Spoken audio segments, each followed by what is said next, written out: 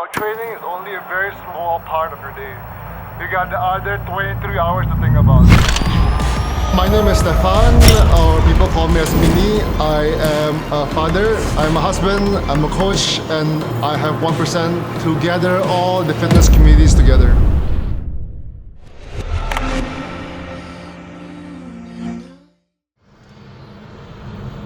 For me, performance is more like consistency. As old or as tired as you get, how can you still be consistent throughout the years? Because growing up, I'm now 32 years old, I have a family, I have a daughter. My mindset is like, how can I still be fit when my daughter grows up? How can I be there when my daughter decides, oh, I want to do a mixed double with my dad?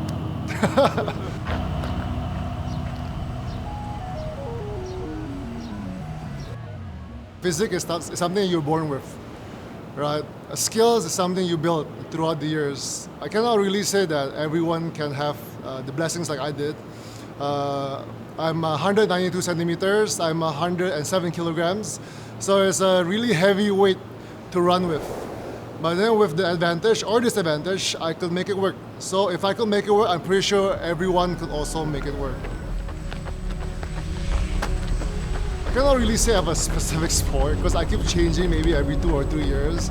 So I started with basketball and then built bodybuilding, weightlifting, CrossFit, and now just recently high rocks and running basically. And my experience with different kinds of sports given me the worst of being relentless. I am relentlessly relentless. I keep changing sports to show that what I'm truly capable of. For me, it's COVID. Everything worked from home, so I had the time to actually try out coaching. Back then, it was just online coaching. Right? So I had a few friends, I didn't charge them anything. Hey bro, I'll make you a program. I'll do it for free, check for feedback, how to improve. After that, after COVID got lesson, like not too serious, then we meet up and I improve my coaching. I joined a gym as coaching, so I learned from them, shadow, and this is where I am, basically.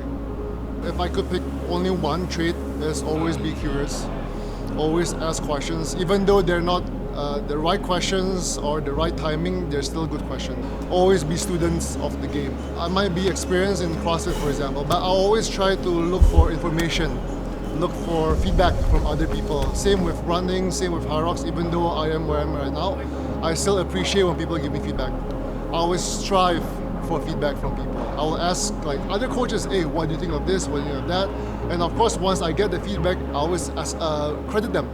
Like, hey, if I teach this to exact knowledge to my clients, I will tell them, hey, I got this from this coach, you gotta credit them.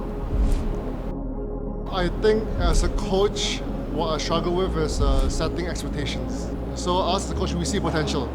But then if our client, of our member does not see that, it's very difficult to have a balanced vision.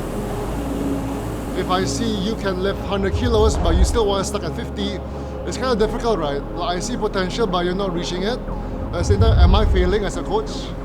Right? Am I doing my job? It's always an internal battle for myself. I always try to see potential in people, but it's only halfway. So my clients will have to see the other half. So in the terms of pushing limits, as a coach, I will have to ask my client, what is it that you want? Like, is it for performance or is it for sustainability? Like, what do they want? Because everyone have different goals, right? I don't want to push someone that only wants to be healthy. Like, because the pushing comes with risk. I need to make sure every part of their life pans through. Like, for example, is their work stressful? Are they okay with life? How's their daily life? You know, if I know that everything checks out, then I can push. Because working out or training is only a very small part of your day. You got the other 23 hours to think about. So yeah, I think just mental well-being, I feel is more important than actually physical at that point. For recovery, I would say number one is sleep. Sleep is very underrated, but it's solely the most important thing that you have to do. In terms of performance myself, I have to keep up a good diet. Regular recovery with fueling, proper fueling. That's why every time I travel, especially with coaching, I need to have a good recovery in hand, something portable. So that's why sometimes I have fuel in hand. So whenever I need a quick meal, I always take the fuel with me.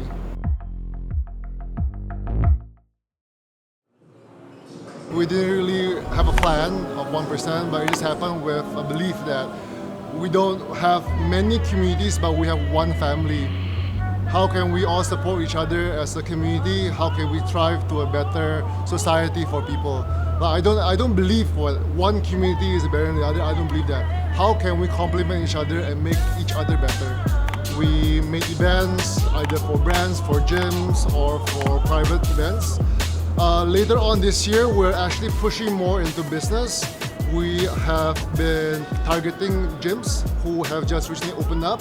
They need the infrastructure. For example, we provide the program, the instructor for the coaches, and the events. So how can they keep up with all the demand for hybrid? And eventually our mission, a vision at the end is to have every communities come together as one, as under 1% training. For me personally, maybe next year I want to try triathlon. It's something always in my bucket list, but then with triathlon comes a lot of commitment. Not only time, but financial commitment, which hopefully can be backed by 1%. I saw this post online, and then it resonates to me a lot. It's like juggling a ball. Some balls are made from rubber, and some balls are made from glass. So you can imagine which ball you want to prioritize. The rubber, it can bounce, but the glass, it will break. So I have to prioritize all my glass balls in my life. For example, my family, my kid. Those are the glasses of my life. Getting emotional, but